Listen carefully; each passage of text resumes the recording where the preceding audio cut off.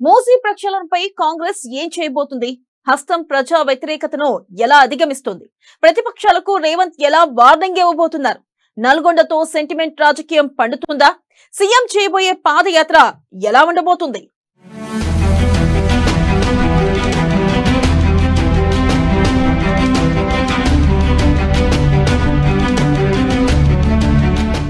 నల్గొండ జిల్లాలో కాంగ్రెస్ సెంటిమెంట్ రాజకీయం. పాదయాత్రకు సీఎం రేవంత్ శ్రీకారం. మూసీ కాలుష్యంపై ప్రజలతో చర్చ. కాంగ్రెస్ పోరాటానికి బీఆర్ఎస్ వద్ద లేని కౌంటర్. మూసీ ప్రక్షాళనకు వ్యతిరేకం కాదంటున్న బీఆర్ఎస్.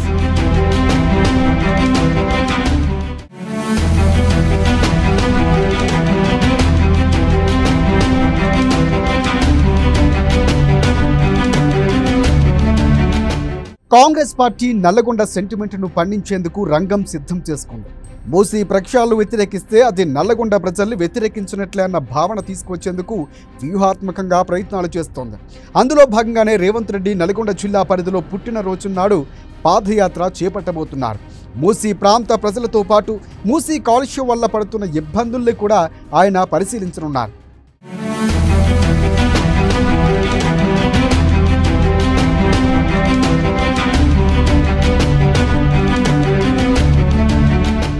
ఇప్పటికే కాంగ్రెస్ పార్టీ ప్రజాప్రతినిధులంతా మూసీ ప్రక్షాళనను అడ్డుకుంటే నల్గొండ ప్రజలు ఊరుకునేది లేదని హెచ్చరిస్తూ వస్తున్నారు. నల్గొండ ప్రజల్ని ఎందుకు హింసిస్తారని, మూసీ విషయం ఎందుకు నల్గొండ జిల్లా ప్రజలు తాగాలని ప్రశ్నిస్తూ సెంటిమెంట్ను రేపుతున్నారు. మూసీ నది ఎక్కువగా ఉమ్మడి నల్గొండ జిల్లాలోనే ప్రవహిస్తూ ఉంటుంది. హైదరాబాద్లో కలిసే మురికి, డ్రైనేజీ అంతా నల్గొండకే వస్తోంది. దానివల్ల ప్రజలు ఇబ్బందులు పడుతున్నారు. ఈ పాయింట్ను క్యాచ్ చేసి రాజకీయం చేస్తున్నారు.